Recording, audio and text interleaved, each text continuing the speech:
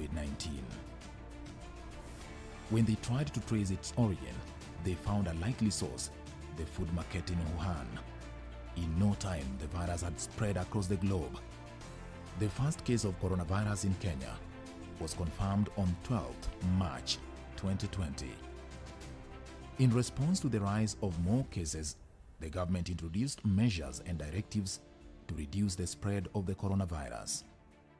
We are now below the 5% positivity rate recommended by the World Health Organization for reopening. COVID-19 is preventable. Protect yourself, your family, and the community. This message has been brought to you by the Government of Kenya and its partners.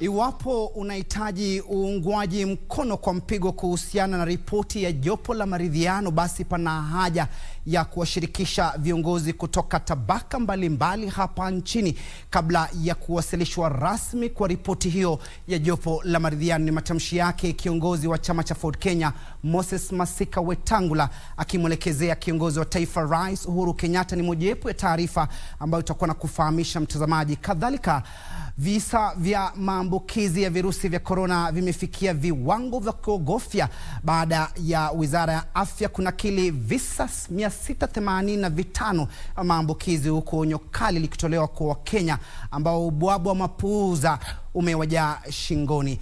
Lakini kabla ya kuangazia haya yote, tupate vidokezo.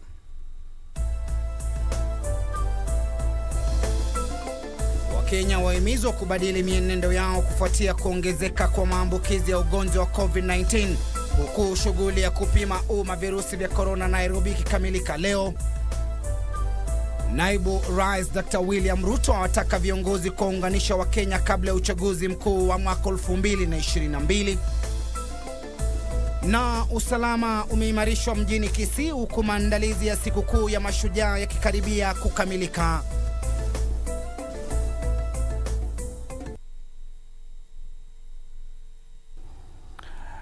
So daktari mtazamaji, kwa moyo mkunjufu na kualika uweze kuandamana nami hadi tamati.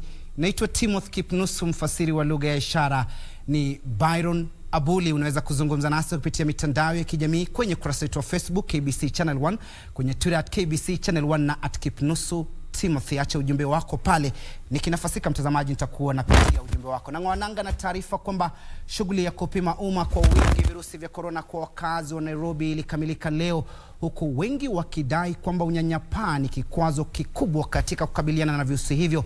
Maafisa wa afya waliongoza shughuli hiyo wamesema kwamba unyanyapaa wa aina mbalimbali umeripotiwa na kwamba baadhi ya Wakenya hawaoni haja ya kupimwa ugonjwa huo, huku taifa hili likifungua shule na maeneo mengine ya mikutano ya kijamii.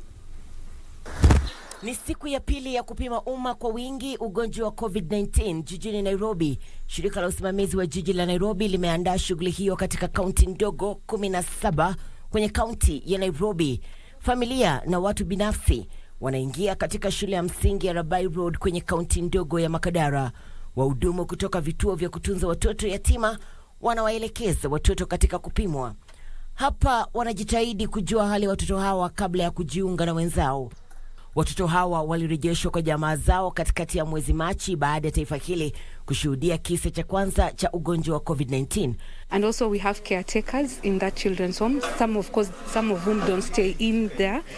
They go home and come back, and you know this is a community, there's community transmission currently going on. So it would just be good to know as they interact with their caregivers and as the children interact with each other if they are okay in terms of their COVID status, or if there are those who have been infected, so that we can isolate them and give them the care that they require in good time. I think it's good for me to know my health status. Nimetoka kwa church na imetangazwa kwa church, sikuwa nimesikia.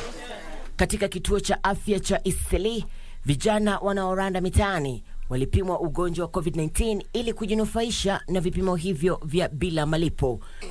Nimefurahia nimewekea kijiti kama poa.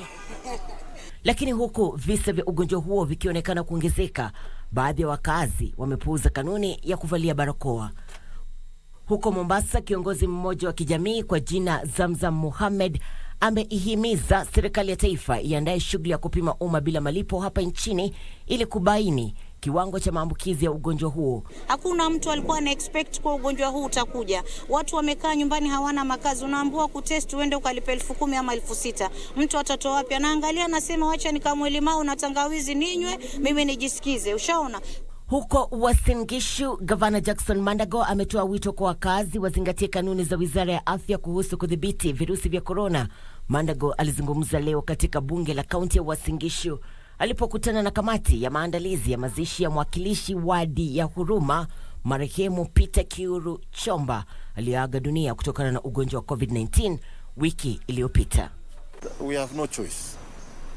I think protecting lives that are still existing is going to be very paramount for all of us. Baadhi ya Wakenya bado hawajakubali kwamba kuna virusi vya corona, na hiyo ni changamoto. Maafisa wa afya wanasema wembe ni ule ule na ni muhimu tujue hali yetu katika juhudi za kupambana na virusi vya COVID-19. Irene Mchuma, Odim, Darubini Weekendi katika kaunti ya Nairobi. Shukran Irene Mchuma Oding na wembe wako. Kwingineko ni kwamba naibu Rais William Ruto ametoa wito kwa viongozi kushirikiana na kuelekeza juhudi na muda wao katika kuboresha maisha ya wananchi wa kawaida. Akiongea baada ya kuhudhuria misa ya Jumapili katika kanisa la Sacred Heart of Jesus parokia ya Katoliki ya Karaba Wango, eneo la Mbere Kusini, kaunti ya Embu, Ruto alitoa wito kwa wanasiasa kuweka kando maslahi yao ya kisiasa na kuangazia jinsi ya kuunganisha Wakenya kabla ya uchaguzi mkuu ujao. Naibu Rais William Ruto leo aliendelea na ziara yake katika eneo la mashariki ya nchi, ambapo alikuwa katika eneo la Mbere, kaunti ya Embu. Ruto walikuwa miongoni mwa viongozi kadhaa wa kisiasa walioungana na wakazi kwa misa ya Jumapili katika kanisa la Sacred Heart of Jesus, parokia ya kanisa Katoliki ya Karaba Wango. Ni hapa ambapo walitoa wito kwa viongozi kuangazia shughuli zitakazoboresha maisha ya wananchi badala ya mashauriano kuhusu jinsi ya kubuni nyadhifa za kisiasa.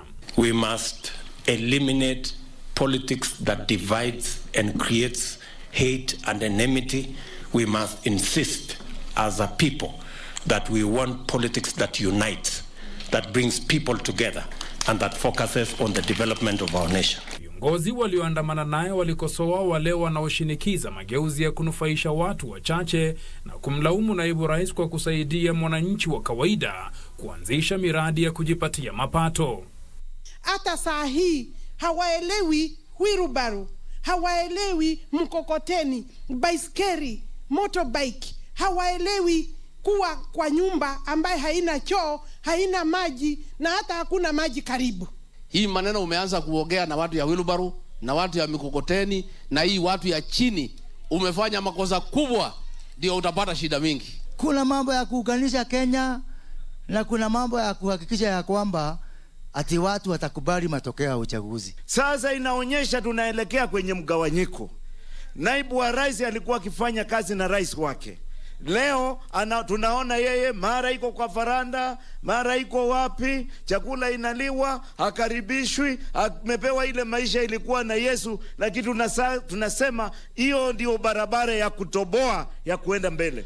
Naibu rais na wabunge hao zaidi ya 30 walisimama kwa muda katika soko la Kiritiri kukutana na kusalimiana na wakazi. Kabla hatujaongea mambo ya Prime Minister, tutaongea mambo ya bodaboda kwanza. Nani amesema ule mtu mdogo hapa siku moja hata kuwa kitu katika Kenya hii? Watu wawache madharau, watu wawache matusi, watu wawache kiburi. Wera ni wera, hustle ni hustle, kazi ni kazi.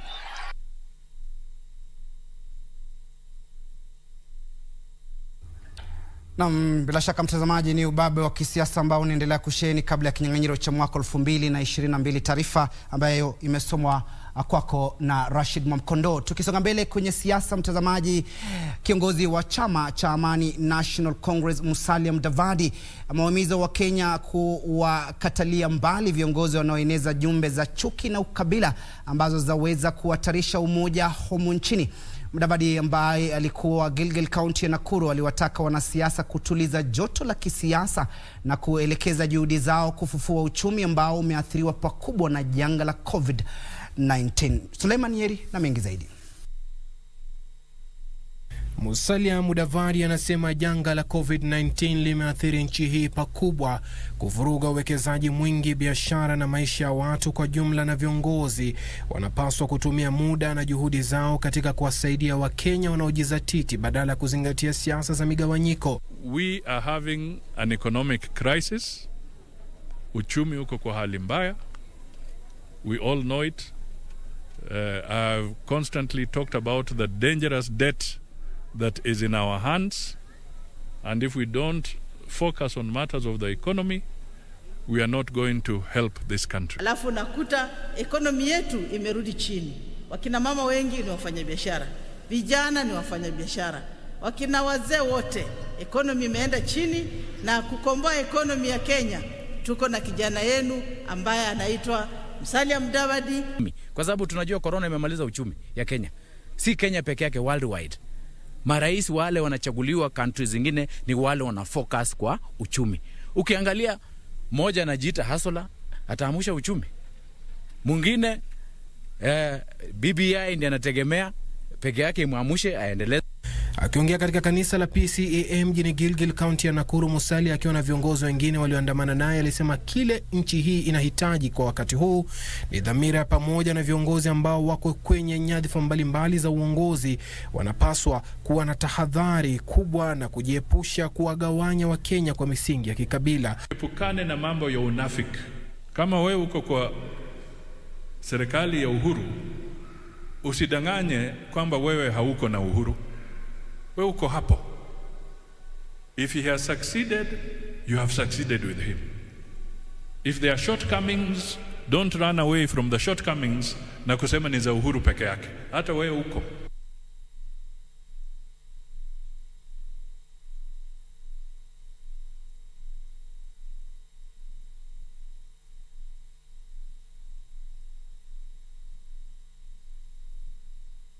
Before you release the BBI report, I request you to call all leaders.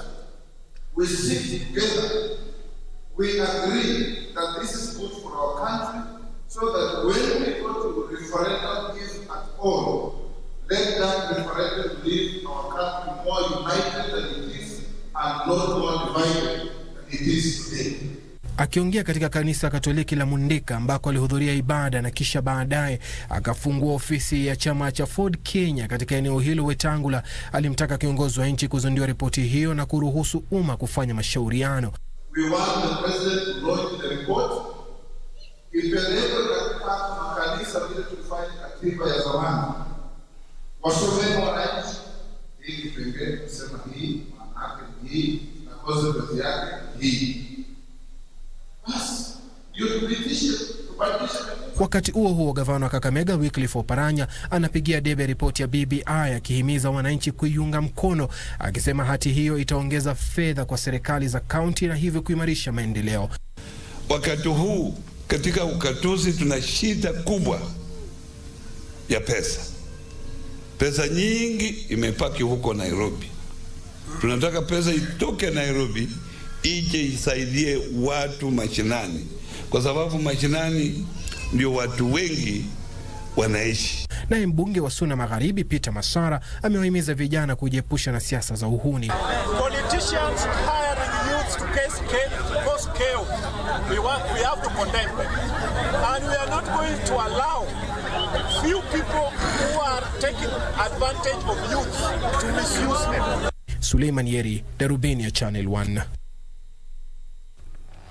Mtazamaji, taarifa hiyo ndiyo inanipa fursa mie kupata kopo la maji. Wewe usiende mbali, nitarejea na mengi zaidi.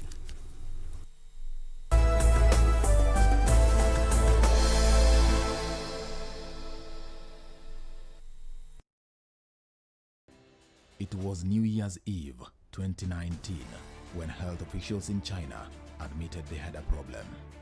The rapidly growing number of people were developing a dry cough and fever before getting pneumonia, and for some, it turned fatal. Doctors have named the disease COVID-19. When they tried to trace its origin, they found a likely source, the food market in Wuhan. In no time, the virus had spread across the globe. The first case of coronavirus in Kenya was confirmed on 12th March 2020. In response to the rise of more cases, the government introduced measures and directives to reduce the spread of the coronavirus. We are now below the 5% positivity rate recommended by the World Health Organization for reopening. COVID-19 is preventable. Protect yourself, your family, and the community. This message has been brought to you by the Government of Kenya and its partners. Next on...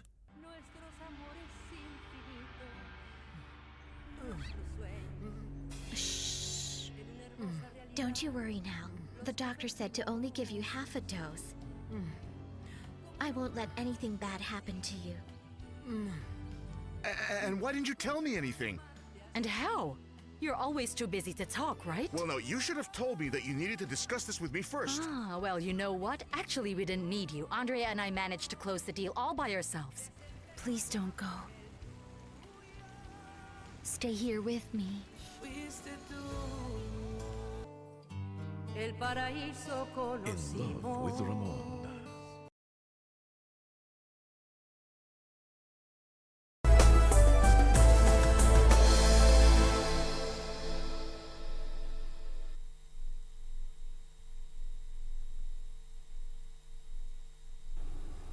Karibu tena mtazamaji, na asante sana kwa kuzidi kuweka miadi nasi kwenye darubini ya Channel 1. Tukisonga mbele ni kwamba familia moja katika kaunti ya Mombasa inatafuta mwanao anayedaiwa kutekwa nyara na watu wasiojulikana wiki 3 zilizopita. Abdul Karim Abubakar mwenye umri wa miaka 25 alichukuliwa kutoka nyumbani kwao huko Magongo na kundi la watu waliokuwa wamevalia sare za polisi. Kwa hizi na habari nyingine ni katika mseto wa magatuzi. Juma Musa amesema watu hao walivamia nyumba yao kuwahangaisha kabla ya kuondoka na Abubakar. Juma amesema Abubakar aliwasili Mombasa mwezi Julai kutafuta ajira na alikuwa amefanya kazi kwa muda wa mwezi mmoja kabla ya kutekwa nyara. Tumewahi kumtafuta kila mahali. Tumeenda police station, tumepiga ripoti Changamwe police station. Tumeenda hospitali, tumeenda mochari tukamkosa. Sasa mwishowe tumeona tuje hapa tusaidike.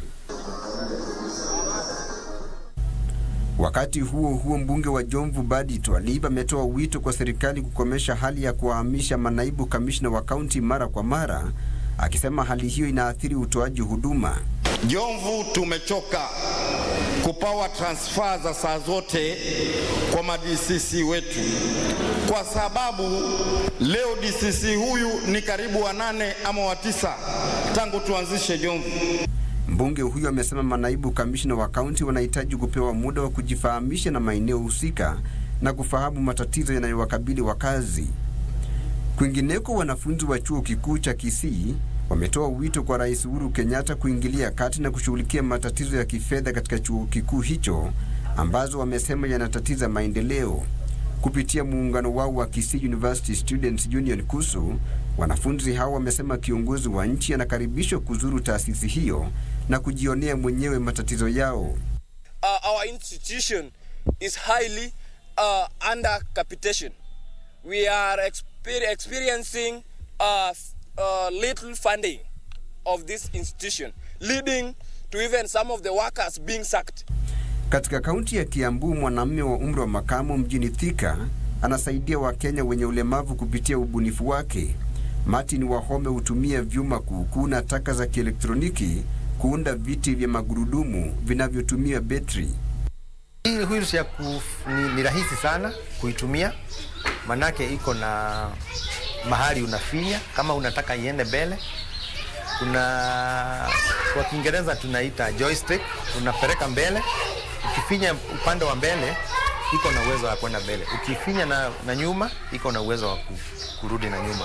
Wakati unataka kuzunguka unafinya kando, ukifinya kando iko na hiyo uwezo wa kuzunguka. Hatimaye chuo kikuu cha sayansi na teknolojia cha Meru kimezindua mradi unaolenga kuwezesha watu wenye ulemavu kupata elimu ya msingi kwa kutumia huduma za tarakilishi.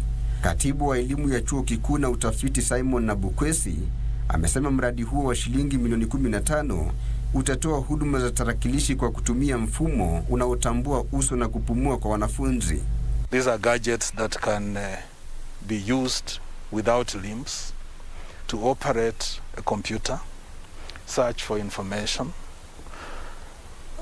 post information, communicate with the teachers, and it facilitates for communication back and forth between a learner and a teacher, so that children who are born with a disability can also access knowledge, learn, grow, and become useful to the society.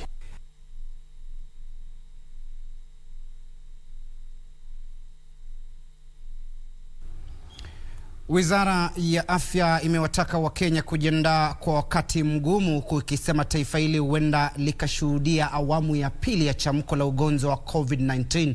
Wizara hiyo inawalaumu wanasiasa na maeneo ya kijamii kwa kupuuza mikakati ya kuzuia ugonjwa huo, hali ambayo imesababisha ongezeko la visa vya maambukizi. Kenya imenakili visa 685 vipya vya maambukizi ya virusi vya corona kutokana na sampuli 4912 zilizopimwa. Ni pigo kubwa kwa Kenya katika vita dhidi ya ugonjwa wa COVID-19, huku Wizara ya Afya ikitangaza awamu ya pili ya chamuko la virusi vya corona. On October 1st, it was 4%. A day later, on October 2nd, it rose to 7%. On October 3rd, it went to 8%. And it has been, in the period since, marked a consistent upward trajectory. Today, at about 13% incline and a daily rise in deaths, we can confidently point to a potential crisis unless we take some immediate actions to avert this. Wizara ya Afya imesema mazoea ya kutojali ya Wakenya, wakiwemo wanasiasa, yamechochea ongezeko la maambukizi ambalo limekuwa likishuhudiwa katika muda wa siku chache zilizopita. Wizara hiyo imetangaza visa 685 vipya vya maambukizi ya virusi vya corona kutokana na sampuli 4912 zilizopimwa, sawia na kiwango cha 13.9% cha maambukizi ikilinganishwa na 4% ya kabla ya masharti ya kudhibiti maambukizi ya ugonjwa wa COVID-19 kuondolewa. It is indeed true that the younger people are the ones who are taking the greatest risks with this disease and flirting with it. This is not a problem for the youth as such. We are seeing a return to normalcy even amongst health workers. These times are not normal, and please do not treat them normally. Kulingana na Waziri wa Afya Mutahi Kagwe, kaunti za Nakuru, Kilifi, Turkana, Kisii na Bungoma ambazo awali zilikuwa zimeonyesha kupungua kwa visa vya maambukizi zinashuhudia ongezeko la maambukizi ya ugonjwa huo. The spike we are witnessing has not just erupted out of nowhere. It has in part been triggered by wanton violations of containment protocols and advice from our experts. I am told that bars are neither requiring their patrons to observe social distancing nor asking them to wear masks, and they seem to be under the impression that sanitization at the door is a sufficient requirement for service. Agwe ametahadharisha kuwa taifa hili linakabiliwa na wakati mgumu, huku visa vya wagonjwa walio katika hali mahututi vikiongezeka. Wagonjwa 28 kwa sasa wako katika hali mahututi, huku 10 wakitumia vipumuzi kupumua. Hali ya sasa inazua wasiwasi, huku Wizara ya Afya ikisema hata watu wasio na matatizo mengine ya kiafya sasa wanafariki pia kutokana na ugonjwa wa COVID-19. Kati ya visa hivyo vipya vya maambukizi, kaunti ya Nairobi inaongoza kwa visa 141 na kufuatiwa na Nakuru kwa visa 127, Mombasa imenakili visa 73, Trans Nzoia 61, Kisii 37, Kiambu 30, huku Kakamega na Kisumu zikinakili visa 27 kila moja. Kaunti ya Busia imenakili visa 20, huku Kilifi na Nandi zikinakili visa 18 kila moja. Nyeri na Turkana visa 14 kila moja, Nyamira 10, Kajiado na Taita Taveta visa 9 kila moja, huku Bungoma ikinakili visa 8.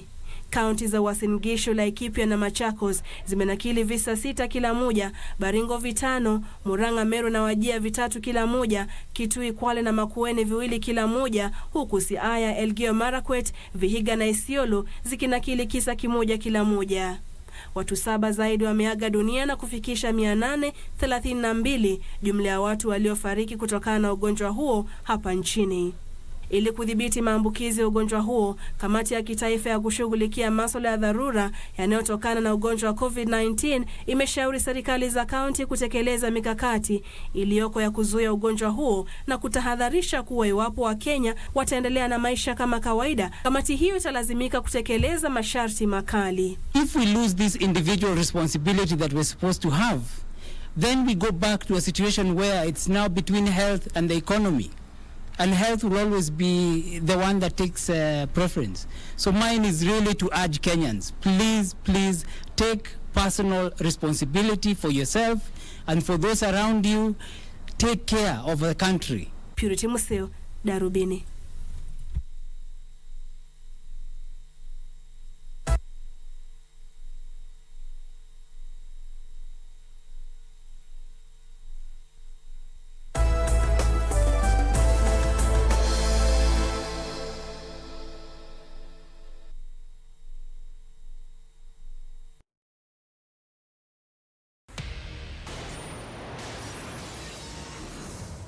Kicks, the ultimate destination for action movies from the East and West. Bringing you never-see-before blockbusters, kung fu classics, and martial arts legends. All in one place. Prepare yourself for a mind-blowing entertainment experience. Only on Kicks.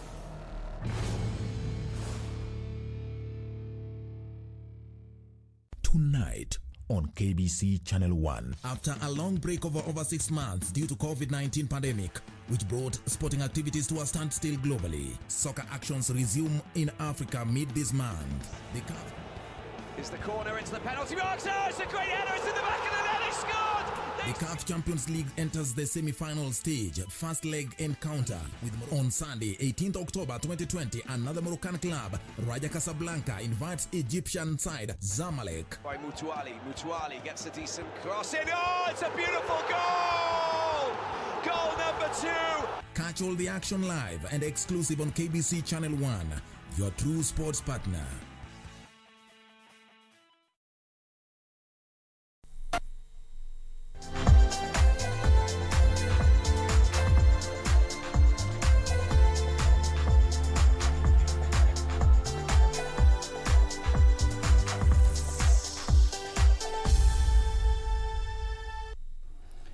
Sasa tutupie jicho mikiki mtazamaji. Tom Alila amesema kuwa atawasilisha kesi kotini akitaka kufutiliwa mbali kwa uchaguzi wa shirikisho la soka humu nchini FKF ulioandaliwa hapo jana.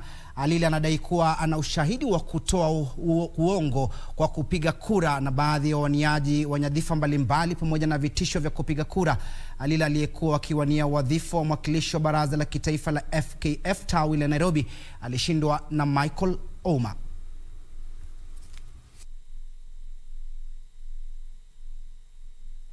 We are going to go to court. We are going to be enjoying because we were now a party. We had locals to participate in this election. So we are going to support what Wasike wrote. And we are going to go to court fully on these matters of compliance, which she raised. It is us who have the locals to go to court now. And we are putting our paperwork together, and we are going to go to court to stop, to have this election nullified again because of these malpractices. We have evidence of, we are going to put in the evidence of bribery and how the delegates were locked in one place, in one hotel in Sportsview all the night, where Nick was paying the money which came from Tanga people. So those are very serious issues that we are going to deliberate to see. Wale watakuwa kukiendesha mipira ni watu ambao hawakuchaguliwa katika njia halali. Hiyo ndio shida kubwa ambayo tunayo sasa. Na tusiporekebisha hiyo, tutaendelea tu mambo itakuwa haitaenda vizuri. Na ikiwa ni mambo ya Harambee Stars ambayo inacheza mashindano ya kimataifa, waziri abuni ataje kamati ambayo ni Harambee Stars Management Board ambayo ikiendelea na mambo ya timu za taifa, na upandiu sasa msajili wa michezo aendelee kutengeza kuratibu mambo za uchaguzi.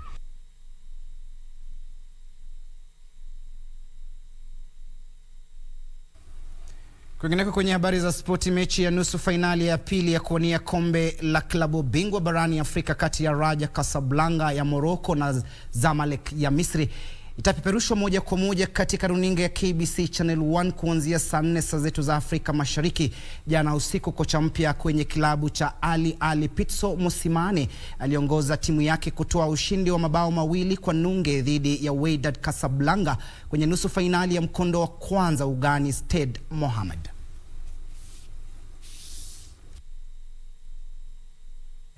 Ilikuwa ni mechi ya kwanza ya mabara tangu mkurupuko wa virusi vya corona miezi 6 iliyopita. Wydad Casablanca ilikuwa na wakati mgumu, kwani rekodi yao ya kutoshindwa nyumbani kwenye michuano ya kuwania kombe la klabu bingwa Afrika ilivunjwa. Mohamed Kafsha aliipa Al Ahly uongozi baada ya Yahya Jabren kufanya makosa katika eneo la hatari. Oh, the control, you've got to be careful. Oh, it's an easy chance. This is one-on-one with the goalkeeper. It's in the back of the net. There's your goal. Well, it's 1-0. How about that? Beautifully done. Slotted slickly past the goalkeeper, Tanioti. Wydad ilikuwa na nafasi ya kusawazisha dakika ya 43 baada ya kutunukiwa mkwaju wa penalti, lakini mlinda lango Mohamed El Shanawi aliupangua mkwaju wa Badi Aouk. Here it is, here's the shot. The shot goes in. Oh, it's been saved. I can't believe it. And a second attempt as well. That is just incredible. Should have been buried, but he couldn't do anything. Mkwaju wa penalti wa Ali Malola ulisaidia Al Ahly kutoa ushindi mabao 2 kwa nunge. To make it 2-0 for Ali. Ali Malola, he slots it in, blasts into the corner to make it 2-0 for the Egyptian Giants. Mechi ya mkondo wa pili itachezwa tarehe 23 mwezi huu jijini Cairo. Mechi ya pili ya nusu fainali kati ya Raja Casablanca na Zamalek itachezwa leo usiku nchini Morocco na itapeperushwa Kenya kwenye runinga ya KBC Channel 1. Frederick Moki, Darubini Michezo.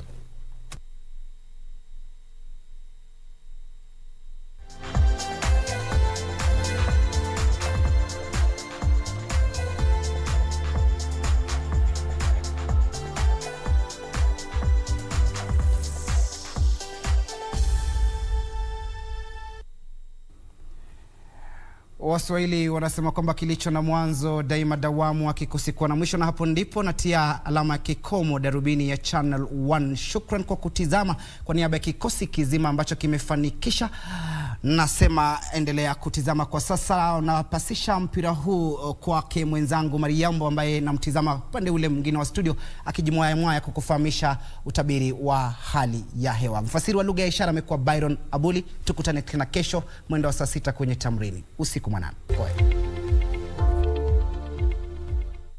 Ni matumaini yangu ya kwamba umekuwa na Jumapili njema. Karibu katika nyingine ya utabiri wa hali ya hewa Naitwa Mari Yambo. Moja kwa moja tuangazie hali itakavyokuwa usiku wa leo, na ni kwamba kutakuwa na hali ya mvua katika maeneo machache tu hapa Nairobi na pia sehemu za kati magharibi mwa nchi. Tarajia kuwepo kwa mvua katika maeneo kadhaa itakaandamana na ngurumo za radi. Tuangazie sasa hali itakavyokuwa kesho asubuhi. Vipindi vya jua vikishamiri katika sehemu za kaskazini mashariki mwa nchi hadi katika maeneo ya ukanda pwani. Hapa Nairobi tuanza siku kwa manyunyu ya mvua itakayopisha vipindi vya jua, ilhali katika sehemu za Machakos tarajia kuwepo kwa hali ya mawingu nyakati za asubuhi itakayopisha vipindi vya jua. Nyeri na Meru pia kuna uwezekano wa manyunyu ya mvua nyakati za asubuhi. Sehemu za Lodwar, Kisumu, maeneo ya Kericho, Kitale na Nakuru tarajia kuanza siku kwa mvua katika maeneo machache itakayopisha vipindi vya jua. Mchana utakuwa vile wenye mvua katika maeneo kadhaa sehemu za magharibi mwa nchi zikiwemo sehemu za Kitale, Kakamega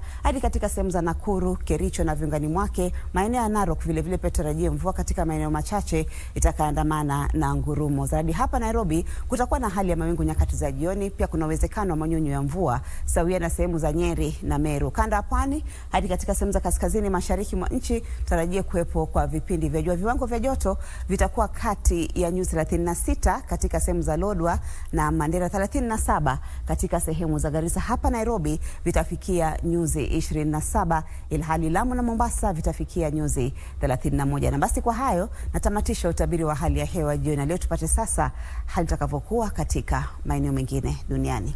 Usiku mwema.